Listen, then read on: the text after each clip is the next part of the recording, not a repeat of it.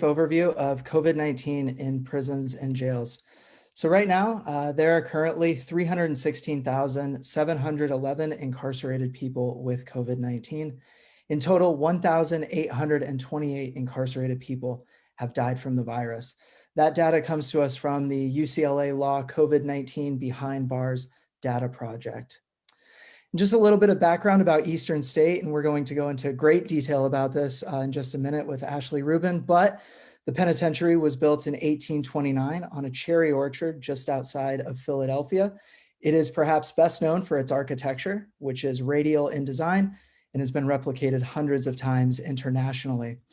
Eastern State was founded on a single principle, that is that rehabilitation for people in prison was only possible through solitary confinement.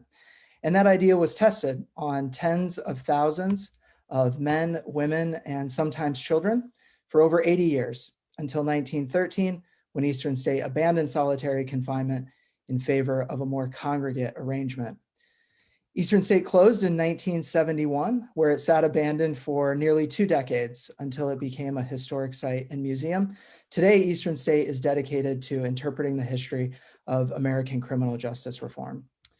And to do that, Eastern State has built a 15-foot tall bar graph on the prison's baseball field. We call it the Big Graph. And the Big Graph does a couple things. It shows the US rate of incarceration over time. It shows the US rate of incarceration compared to every other nation on earth. And it also shows the shameful racial disparities that exist within our prison system. That is that people of color are disproportionately overrepresented in American prisons.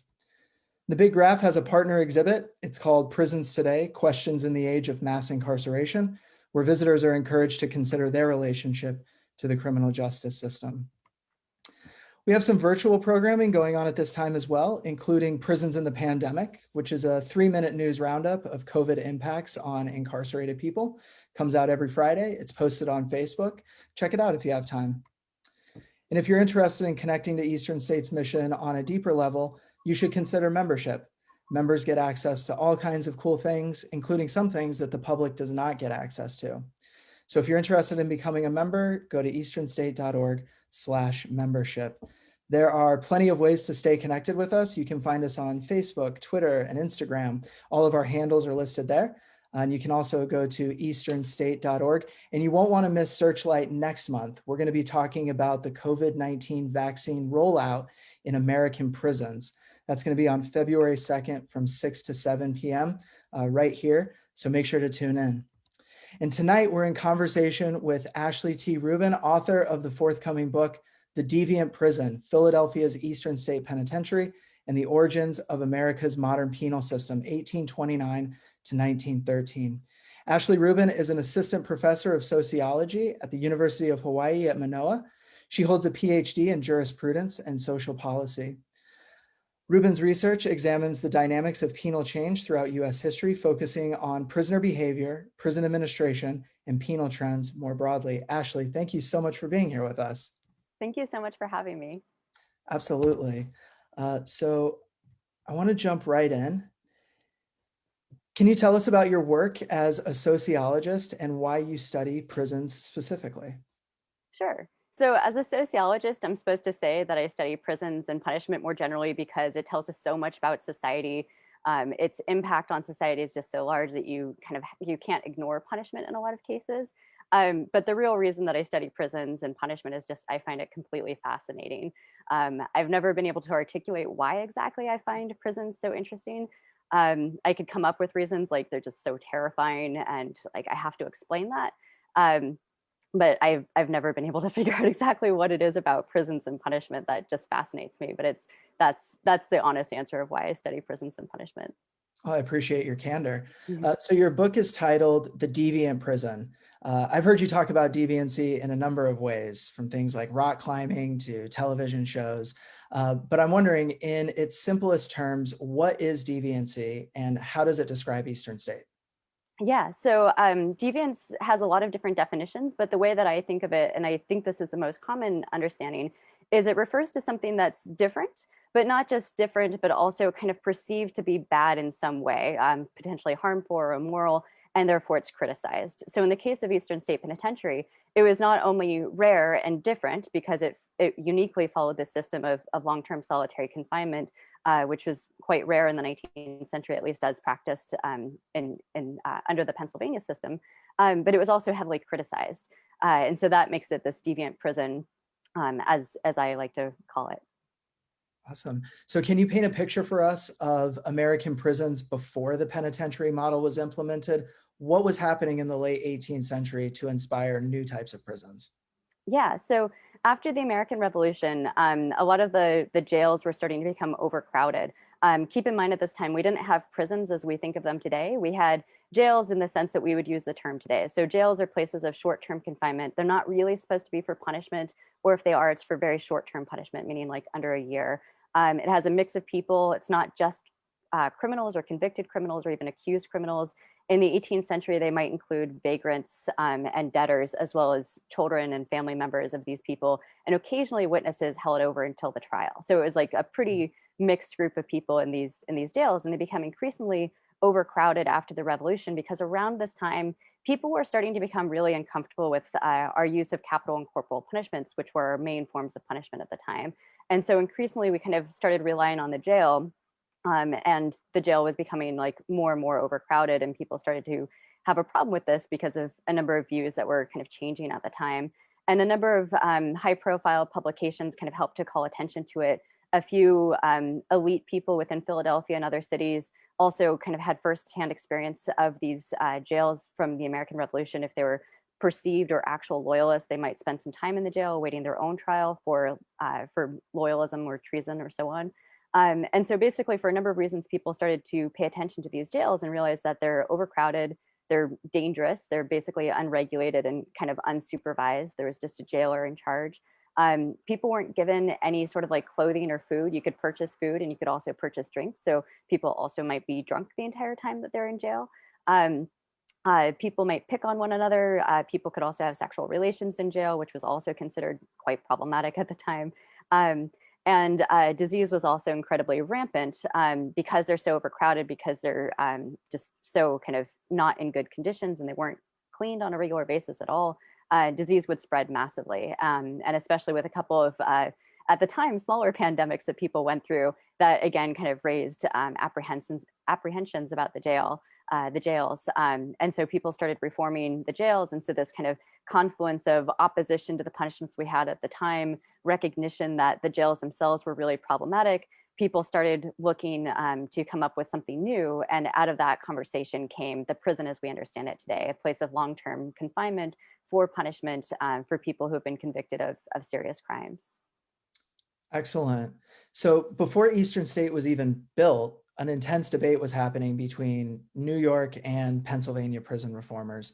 What were the key differences between those two groups, and what was at stake for them at that moment in American history? Yeah, so in the 1810s, 1820s, there was this question of how should we design these new prisons. And the New York model, which is sometimes referred to as the Auburn system or the congregate model, basically refers to keeping people in their confinement in congregate, so all together, kind of in a big factory type floor, having people work together but silently. This is kind of the classic model of prisons that we would see in a lot of like early 20th century movies. So people would be wearing stripes, they would move around in lockstep, and they would have to be quiet the whole time. That was the kind of the dominant model for most prisons throughout before the American Civil War, and then in the North after the American Civil War. Whereas in Pennsylvania, obviously, we have this Pennsylvania system model. And so these two systems were kind of being fought over by different groups of penal reformers, state legislators and governors, random people who are just interested in penal reform. And in terms of what was at stake for them, there were a number of things. So one was this idea that how you design the prison is incredibly important for the success of the prison. And it helps to remember that at the time, prison was new, and it was this really scary, apprehensive thing. Like we hadn't really kept people in confinement, at least not in kind of this type of confinement, pretty much ever before. Even mental institutions weren't quite coming online just yet. Like they started to spread, especially in the 1840s, which is after Eastern opens. And so this idea of putting human beings in long-term captivity in these, especially cellular confinement, made people worry about the mental and physical health consequences, as well as the social consequences for people. So not only the question of would they even be able to be reformed and rehabilitated, as you said, but also just would they survive their confinement? Was this a humane and proper thing to do? And at the time, a lot of people thought of the prison as this humane, enlightened practice, which again is kind of weird to think about today, where it's such a heavily criticized institution. But at the time, it was this like crowning achievement of an enlightened democratic republic. And so like people really didn't want it to fail.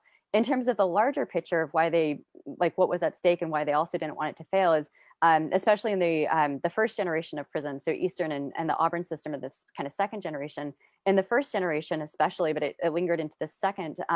There's this idea that for the democratic republic to succeed, for America as an experiment to work, for democracy to not fail, you needed good citizens. And at the time, citizens basically meant usually propertied white men. There were some exceptions in different places and over time, but basically you needed good, upstanding citizens who would vote with virtue. And criminals, obviously, according to their beliefs, don't have virtue. And so prisons would help to instill virtuous behavior and discipline them into kind of right thinking and industriousness and make them what they called useful citizens. And so if the prison couldn't succeed at that, crime could actually be the death of democracy and the republic more generally. So there are kind of different layers of what was at stake, from just the success of the prison to the success of the nation.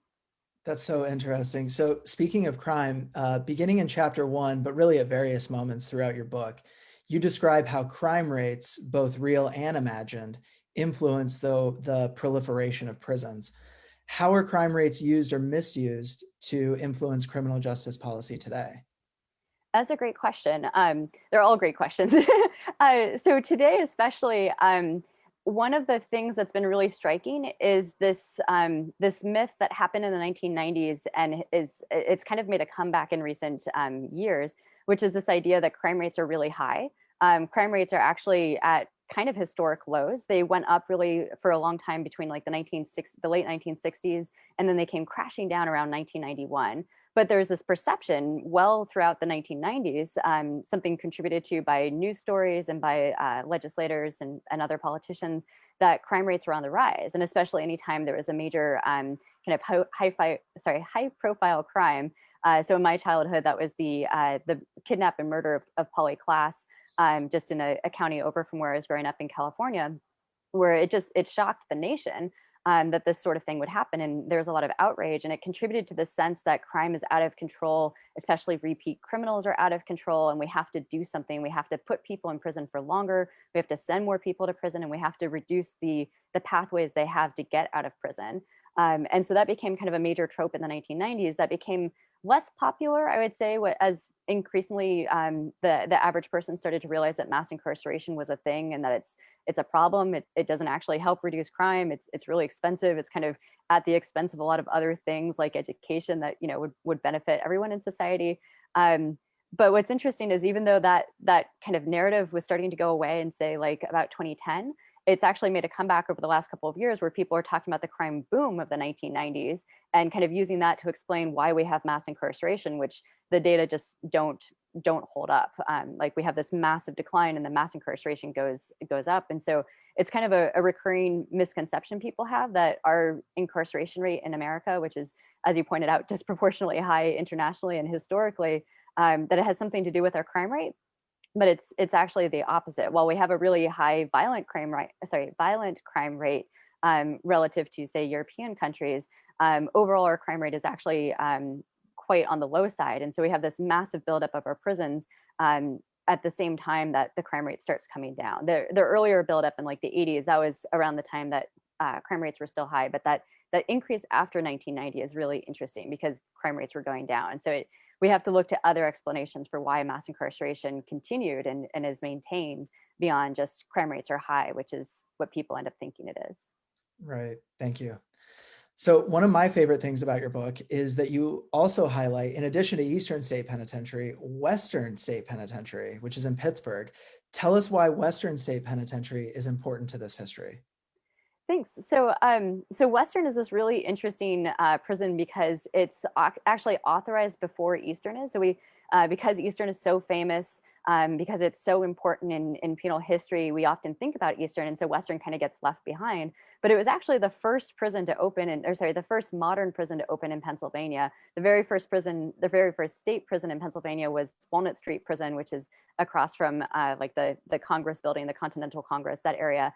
Um, so it's kind of this interesting reversal of geography where for a long time Philadelphia was this like bellwether innovator place, and then suddenly Pittsburgh is the new kind of innovator. That's where the first prison is located, the first modern prison is located.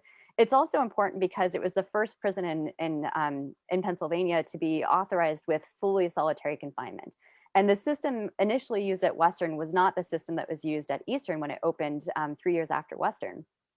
The system at Western was just complete solitary confinement where people would be in their cells, they wouldn't have any work, they wouldn't receive any visits from staff. And the cells that they were in were not architecturally sound. The ventilation was too bad, it was unhealthy. And the prison administrators realized that if they didn't want to kill their prisoners, they had to release them from their cells, which was the whole point of like, you know, if you're going to keep people in solitary confinement, releasing them from their cells and letting them walk around the prison or using them to help to build the prison even is going to destroy all of your penological kind of values. And so that was a big kind of scandal for the people at the time that the architecture of the prison was so problematic.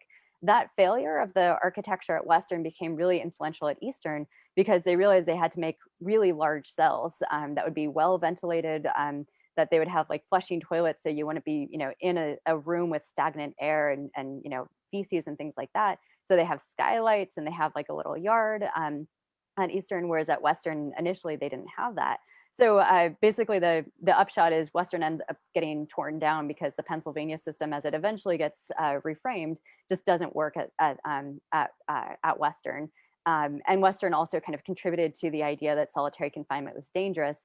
And that's why Eastern and its administrators and penal reformer supporters had to work so hard to kind of remind people solitary confinement as it's practiced at Eastern is different from these previous failures, one of which was Western.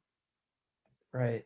So Auburn Prison in New York, which you've mentioned, was experimenting with some solitary confinement before Eastern State opened, and the results were devastating. Why would Pennsylvania reformers even consider solitary confinement with that evidence available to them? Yeah, another great question. So, just a little bit of background about the experiment at Auburn. So, even before Western opens, Auburn State Prison is the first modern prison, the modern state prison in the United States. Again, of the second generation of prisons, and some of their prison population is in these cells that are about 3 feet wide. So, if you hold your arms out like that, it's about that wide. Um, and they would be in their cell for the duration of their entire sentence. And very quickly, people started having mental and physical problems, uh, some quite severe, leading to death, insanity, suicide attempts, and so on. And so this was really problematic. And eventually, the state governor had to basically just pardon everybody because it was such a disaster. And then Auburn State Prison switched to a different type of confinement, this new Auburn system. So word of that broke out around the same time that the Western State Penitentiary was also having its failure with solitary confinement. And what's really interesting is that it wasn't just Pennsylvania that decided that solitary confinement is still important. People believed that basically at the time that crime was kind of spread almost like a contagion. There is a really strong kind of disease model of how crime would spread. So you could kind of spread crime or criminality to other people by basically your exposure to them. So if you have like neighbors or friends or family members who are also involved in crime, you can kind of catch criminality from them, essentially by their example. And so this need to kind of isolate people who are kind of starting on that path from those bad influences. And so solitary confinement was the method that I would say a majority of penal reformers across the United States and even other countries believed was the only way to actually prevent that kind of contagion from taking place. But at Auburn, they decided that basically you can make that contagion stop by just having people be in silence. But at night they still use solitary confinement. So they still liked solitary confinement, but they decided this was a good compromise. Whereas in Philadelphia, people believed that the silence model or the silent system just wouldn't be enough, that people would find ways to communicate, and that that contagion would still happen. And additionally, they believed that solitary confinement would allow for a number of other things beyond just reducing the contagion, including things like reflection or better learning kind of vocational skills by doing workshop style labor, or getting kind of one-on-one mentorship from the local penal reformers or from the prison staff. So basically, they saw solitary confinement not as just this kind of put somebody in a box and leave them there, which is the model that didn't work at either Auburn State Prison initially or Western State Penitentiary a few years later, but rather this kind of complete holistic package that allowed somebody to basically become this industrious, virtuous citizen over time, because they would have these additional things to kind of make solitary confinement better. And additionally, they believe that by having a more architecturally sound design of the cell, by adding labor and these visits and access to fresh air and time in this little attached yard, that all of the kind of negative side effects of solitary confinement would be overridden. And so basically, you would kind of get rid of the bad stuff and add a lot of good stuff. And that's why solitary confinement was still so compelling to them despite the previous disasters. Well put. So you mentioned labor a moment ago. The decision by Pennsylvania reformers to include labor as part of their system was decided at the last minute. Tell us why labor is critical to both the New York and Pennsylvania systems. Yeah, so I kind of think of it this way. Early on, so Americans have a long history of not liking taxes, and especially after the American Revolution, taxes are a little bit of a touchy subject. So you have this relatively new government. You have not a lot of revenue to speak of, and a lot of opposition to taxation in a lot of places. And so spending a lot of money on something as expensive as a new prison, which even today are really expensive, but even back then it was one of the few major public works projects that we had, was kind of a big ask. And so this idea that prisoners could actually work and kind of recoup some of the losses of the expense of not only the initial architecture, the construction of the prison, but also their ongoing maintenance, was really attractive to people at the time. The other reason was labor was considered to be crucial to reformation. So basically, they thought that that essentially criminals were lazy and that they didn't have the skill set or kind of the mindset to be productive citizens and to go get a job. They kind of assumed that there are kind of a couple of reasons why people didn't, or why they committed crime. One is they didn't have skills, and the other is they didn't have the will to work.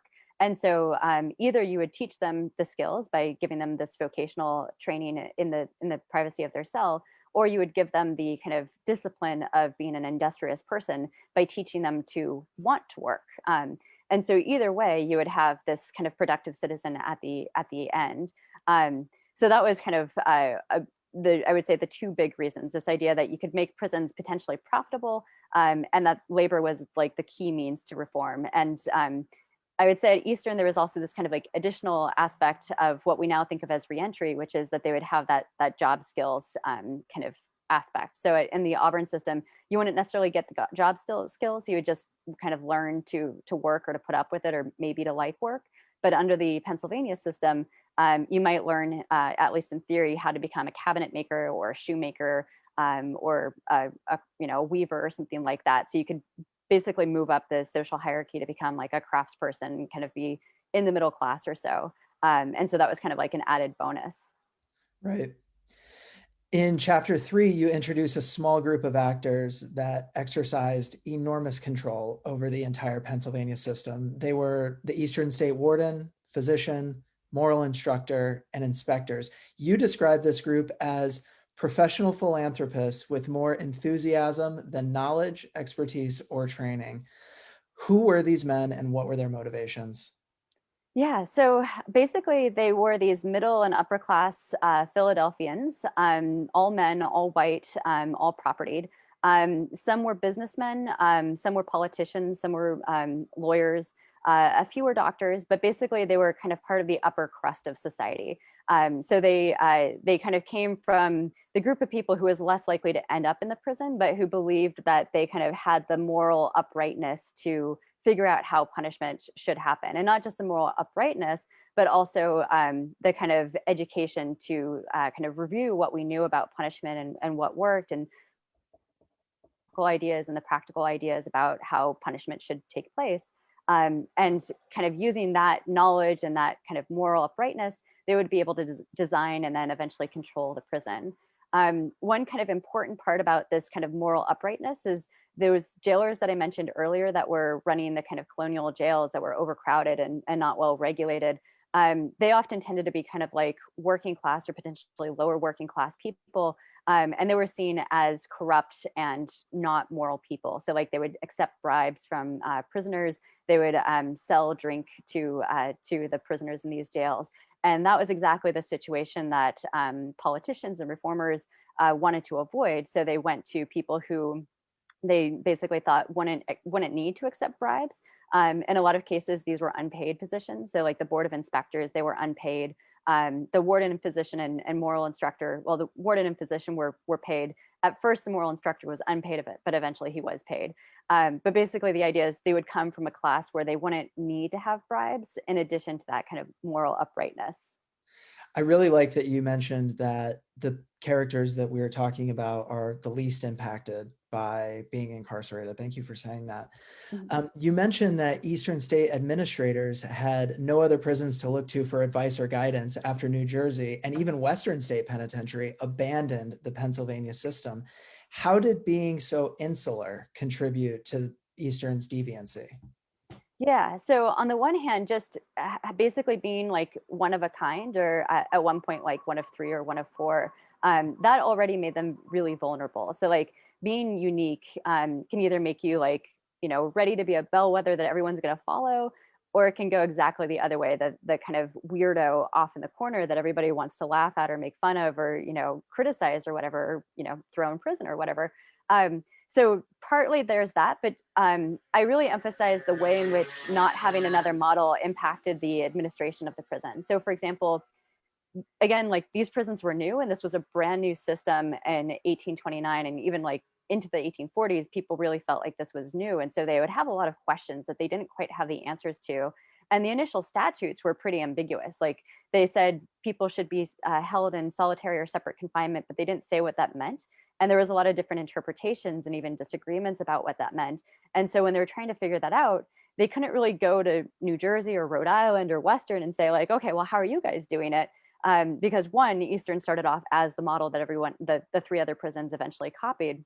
But two, when they did visit them, which is something that wardens did, they would go around and travel and see other prisons and see, if there's anything they could borrow and copy. So they would go to these prisons and they would return and say, I didn't really like what they were doing there. Like clearly they're not following this method. Like there's nothing useful there. And that was especially true when they would also go to the Auburn style prisons. They would say, this is revolting. Like, I'm glad that we're doing our system.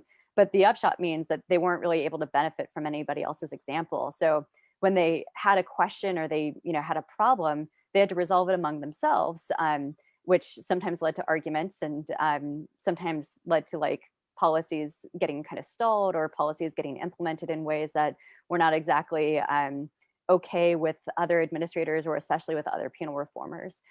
So it led to a lot of problems.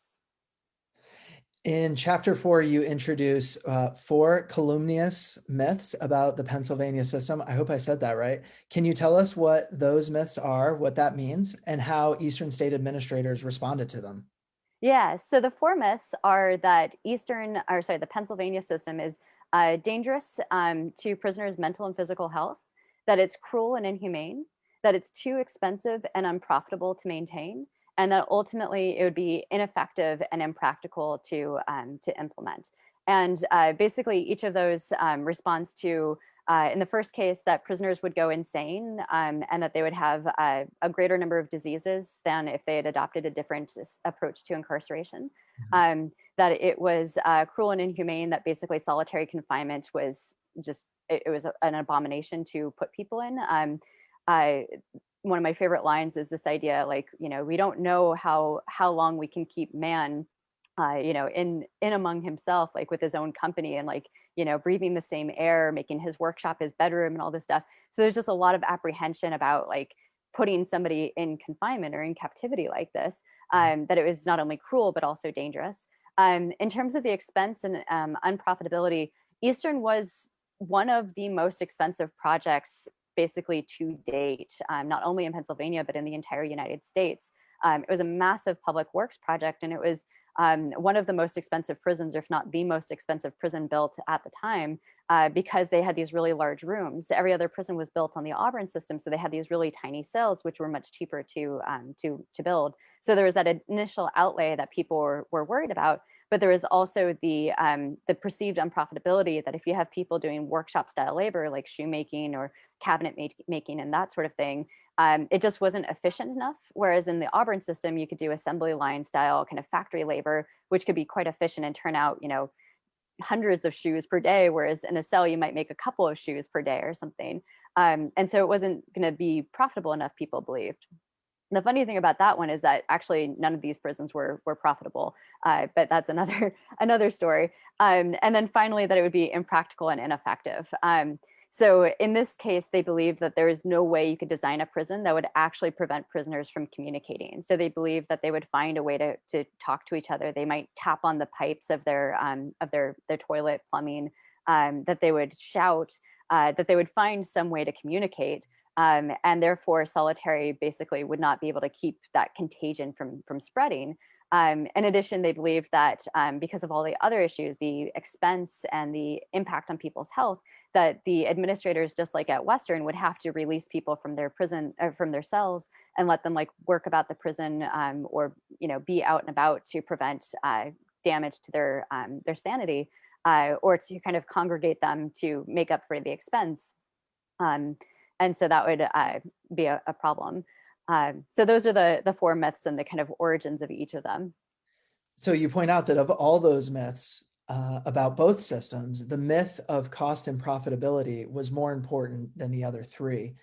Were early American prisons profitable? And to what extent are prisons today profit generating? Yeah.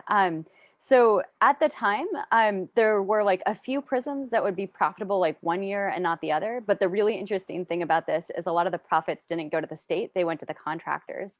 So I forgot to mention that the Auburn system was mostly implemented by these entrepreneurs who basically leased the prison from the state. And so a lot of times they would profit, or they would pocket any profits that came through the prison. So they might basically benefit, but the state ultimately was left holding the bag and footing the bill.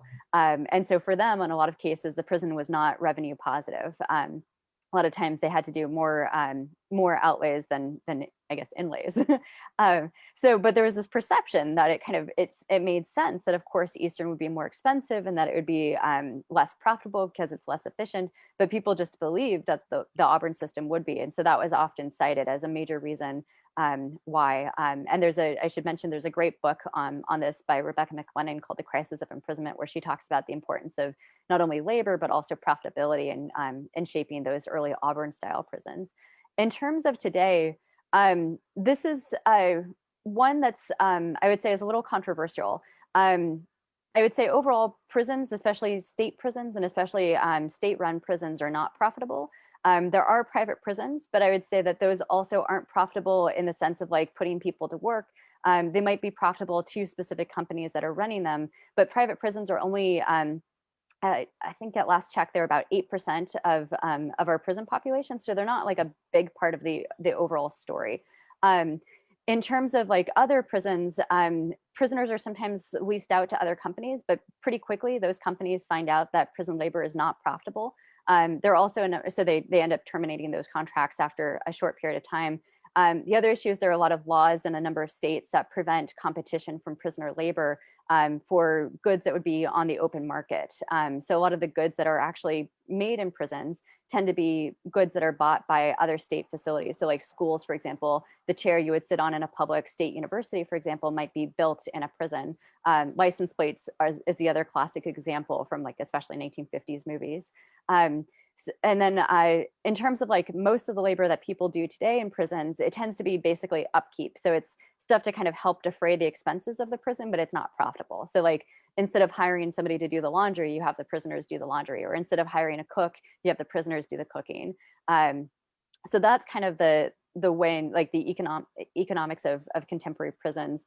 There's one other group that does actually make a lot more profitability, which is people who supply prisons with various prison goods and services. So phone calls to jails and to prisons for family members. Those are extremely expensive, and that is pretty profitable for those companies. But again, that doesn't go to the state. That's more to these private companies. So it kind of depends on who you're asking about is making the profit, and kind of like how widespread that is. That was really helpful. Thank you for breaking that down for us. Mhm. Excuse me. You mentioned that over time, the language used by Eastern state officials to describe their system of imprisonment shifted in order to distance itself from the stigma of the word solitary.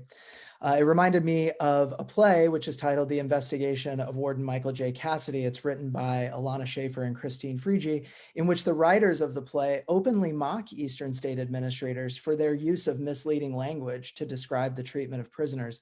So I wanted to ask you, how has this rhetoric evolved over time? And what phrases are prisons using today to describe solitary confinement without saying solitary confinement? Yeah, another great question. So basically, at Eastern, over the course of the Pennsylvania system, which is kind of my catch-all term for these, to kind of get rid of the different nomenclature changes. So from 1829 to 1913, when the Pennsylvania system was officially on the books at Eastern, it starts off as solitary or separate confinement, which the administrators would sometimes refer to as solitary confinement, or sometimes solitary confinement with moral and I think vocational training. But usually, like, there's something else that they would add on. So it starts off just as kind of like solitary confinement, then they add on the other stuff, and then they decide that that's still kind of too reminiscent of solitary and people's kind of recollection of the Auburn disaster in Western. And so they switched to what they called separate confinement, and they would explain, we don't actually use solitary confinement. We're using separate confinement, which is basically you put somebody in a cell by themselves, but you let them get visits from the staff and you give them work to keep them occupied and you let them go out into the garden. So really, it's not that they're in solitary confinement, because it's not as though they never see another human being for the rest of their confinement, but rather that they're just separate from other prisoners. So we're going to emphasize that separation. That's key. It's the bad influences that we're keeping them apart from. Over time, as the Pennsylvania system started to crumble after the American Civil War, the kind of gap between what they said was happening and what was actually happening, basically between the theory of the Pennsylvania system and what they were able to maintain, started to get really big. And so they started to refer to it instead as the individual treatment system. And the idea, and they just completely dropped any reference to solitary or separate confinement at all, because it was just a complete fabrication at that point. They were no longer, basically prisoners were double celled at this point because of overcrowding. And so instead, they still kind of kept up the myth that the prisoners would get what they called individual treatment or individual attention, that it was this kind of customized approach to incarceration where prisoners would like get the training that they needed, the mentorship that they needed, and that they would mostly be away from other prisoners, most of which was not true in practice anymore. But they didn't want to go so far into the complete lie that they were doing solitary confinement. So they used this term of individual treatment system, which was also kind of a more contemporarily popular idea, because treatment became kind of like the new thing after the American Civil War. In terms of how we've talked about solitary confinement over time, there's kind of a distinction between solitary confinement used as a punishment and solitary confinement as like the entire regime for prison. So, for example, at Eastern, in the period that I'm looking at, there are actually two types of solitary confinement. There was the standard type, the Pennsylvania system that I've mentioned, but then there is also the punishment version of this. So if you break prison rules in the course of your confinement, then you would go to either what they called variously the punishment cells, or especially the dark cells, which was basically a standard cell in the prison, usually in a wing that was kind of starting to decay or something. And they would cover the skylight and any light from entering the room. So you'd be in darkness for the duration of your punishment, basically, and fed on what they called short allowance, basically a bread and water diet, which is our kind of, I would say, our stereotype of what we think of when we think of solitary confinement in a lot of cases. And especially early on, that would be for maybe a few days, eventually a week. Over time, it kind of extended to a couple of weeks by the end of the 19th century. This is something that we still see throughout the 20th century, sometimes referred to as like the hole. There's a movie about Alcatraz prison, for example, where somebody is kind of kept in the hole, like in the dungeon of Alcatraz prison. So that would be like another example of it. In the 1970s, we started using solitary confinement more frequently, partly because the violence, the level of violence in prisons was getting pretty extreme. And especially correctional officers increasingly felt unsafe. There are a lot of kind of wars between correctional officers and prisoners, and a lot of like rule violations. And so increasingly prison administrators just increase the reliance on solitary confinement of this kind of punitive version of like this punishment of taking somebody out and kind of putting them away from the rest of the general population.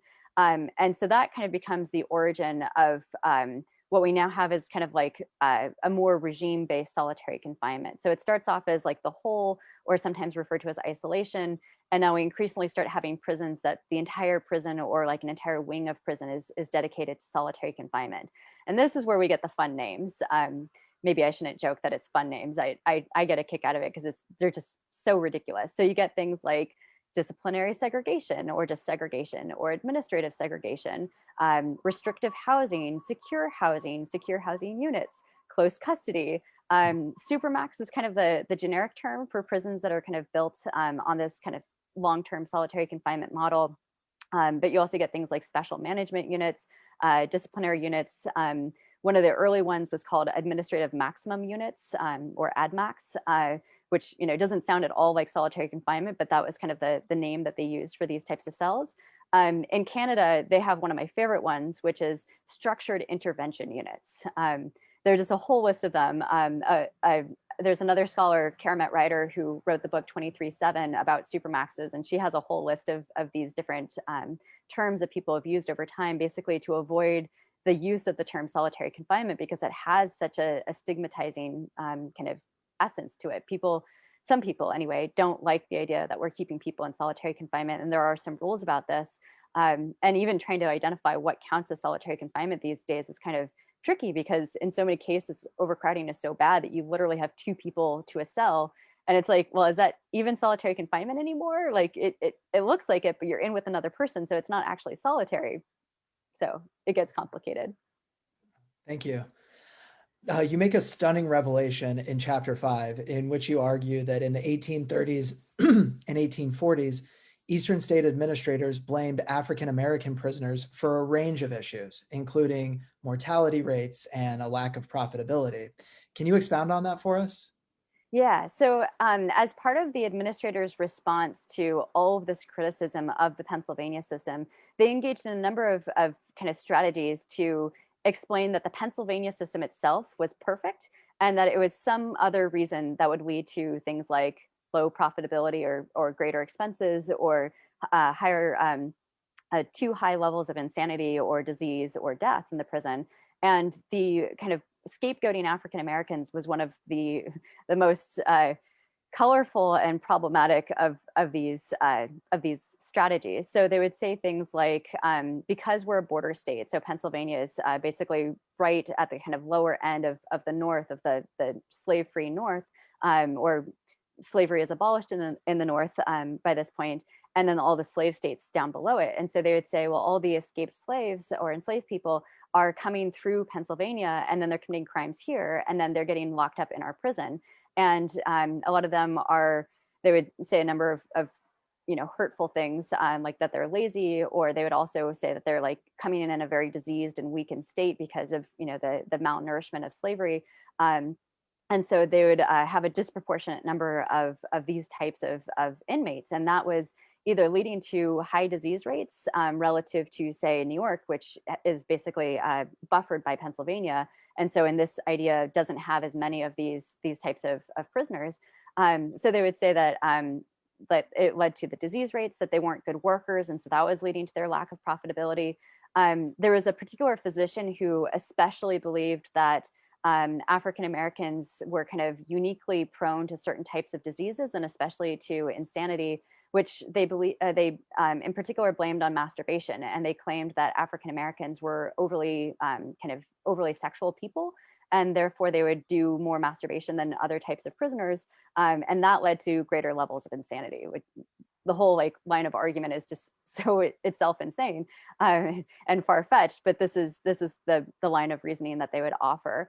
And so they would say that basically for all of these reasons, that's why Eastern State Penitentiary is not able to be as profitable as, say, a different prison, or that's why their level of insanity is higher than a different prison, or that's why their death rate is greater than a different prison. So they basically traced existing racial stereotypes and then kind of linked up their defenses with that, which they believe that people would believe, and I believe they also believe themselves. Like I think they believed this line of argument. A lot of the administrators were incredibly racist. So. That's deeply upsetting. Mhm. You dedicated part of chapter 5 to analyzing why early Eastern State wardens were opposed to pardons. You write that in part, wardens claim that issuing a pardon did not allow sufficient time to rehabilitate the individual or teach them a trade, etc. Today, prison officials and governors across America are being roundly criticized for not issuing more pardons, commutations, and reprieves during COVID-19. In what ways are officials today similar or dissimilar from early Eastern State officials in this regard? Yeah. So I would say a big difference today is the narrative that a lot of wardens and other officials, and especially politicians, are giving is this idea that people in prison are dangerous and that if we release them, we're going to have a crime wave. And you don't really see that sort of rhetoric coming from Eastern's officials. They didn't really so much warn about crime waves as just this person wouldn't be rehabilitated. They would maybe come back. They would also say things like this person wouldn't learn like a job skill. So the whole point of like giving them this vocational training, that's not going to be good. Or they wouldn't recoup the losses of the expense of training a new prisoner into or an unskilled prisoner into a skilled job. So they had all these very practical kind of prison specific or kind of organizational specific concerns.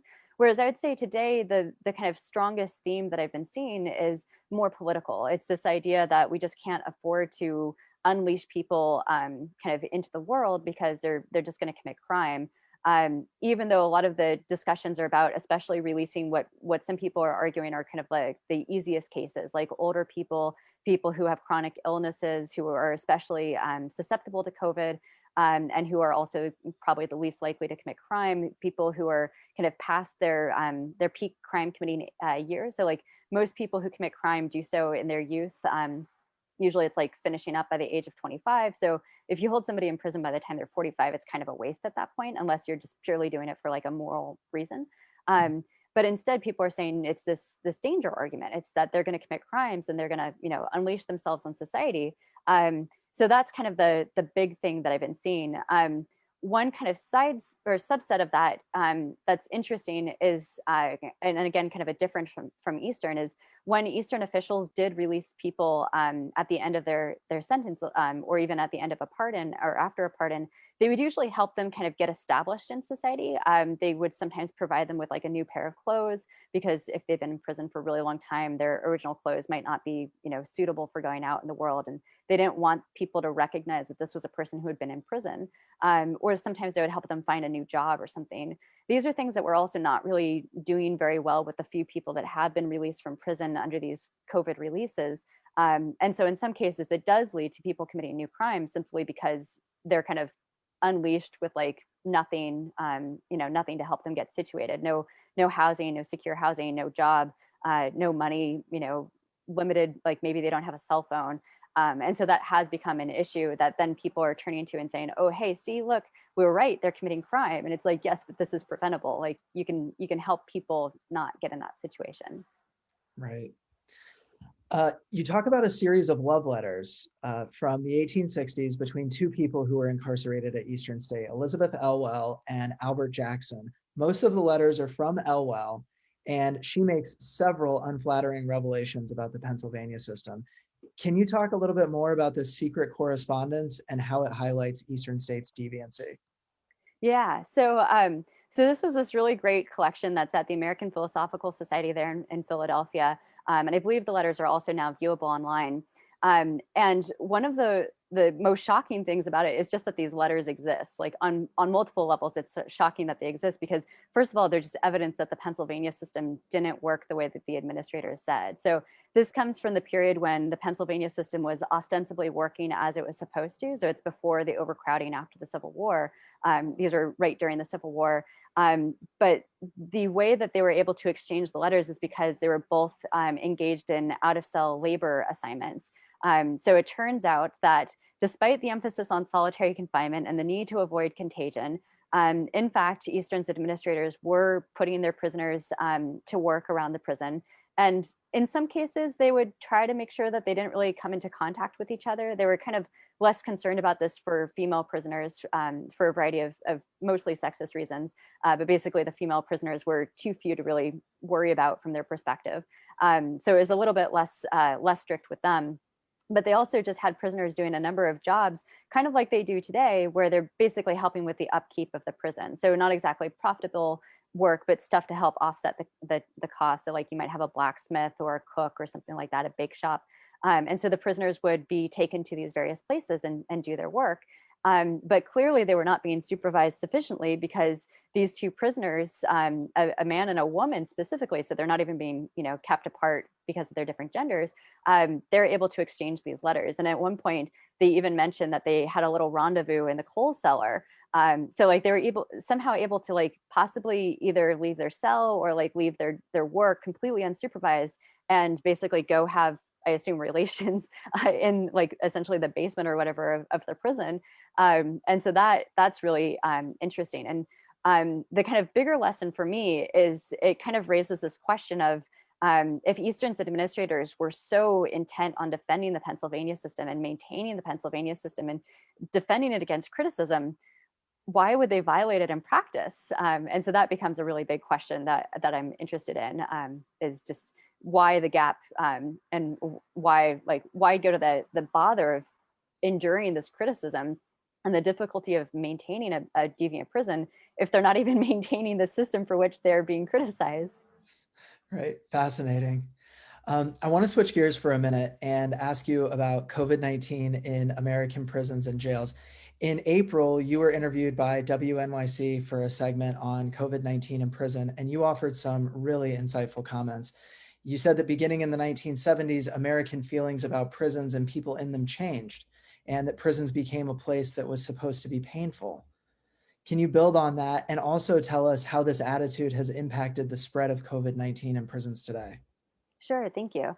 So it helps to remember that basically in the middle of the 20th century, the kind of dominant model for prisons in America was a rehabilitative model. We kind of sort of go back and forth throughout history between like rehabilitation and something else. And so this was a period, we're just coming off of a period where rehabilitation was like the way to go. In the 1970s, that really started to shift for a number of reasons. But basically, you start seeing a lot of sentiments that prisons rehabilitation doesn't work. Prisons shouldn't be about places of like fixing people, but rather of punishing people. The state of California passes a penal code in I think 1976 or 77, where they say the purpose of prison is punishment, basically a refutation of the idea that rehabilitation is the way to go, which California had been known for. It was like the bellwether of the rehabilitative movement, beginning in the kind of post-Second War era. So this was like a major shift. You also see this in the kind of return of capital punishment.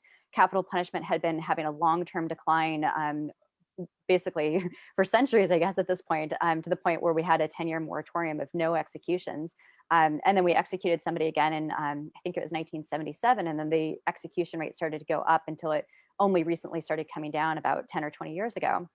So it was basically this massive shift to politicians, prison administrators, average people started increasingly endorsing punishment as a justification for punishment. So traditionally, we kind of think of there are four justifications: rehabilitation, basically fixing the person or giving them the tools to not commit crime; incapacitation, making it impossible for a person to commit crime by kind of putting them away from society so that they can't, hurt the good people of society, in quotes.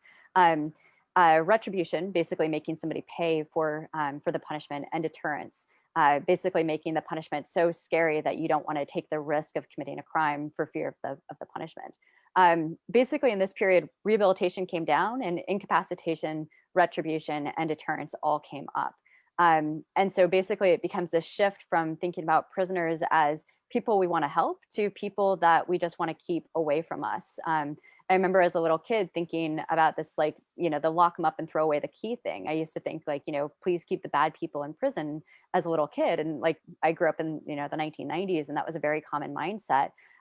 Not to forgive that, but that was like the way that people thought at the time. And I think some people still do, certainly. But increasingly, we're kind of moving away from that again.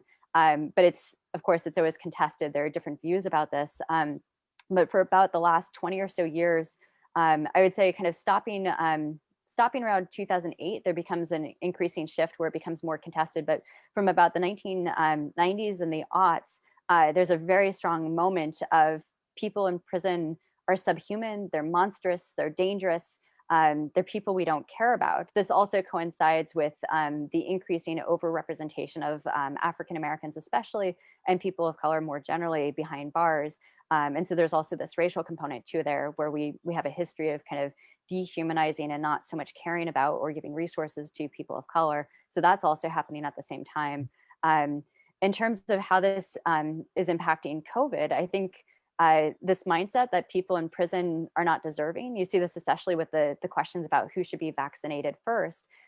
Prisons make a lot of sense from a public health standpoint, in the sense that you and I are safer if people in prison are vaccinated early, because they're just such super spreader locations. Like they're hotspots, and prisons are quite porous. They lead out into the community. We think of them as like kind of off away from the community, but people come and go quite often, especially correctional officers. And so they actually help to spread COVID throughout.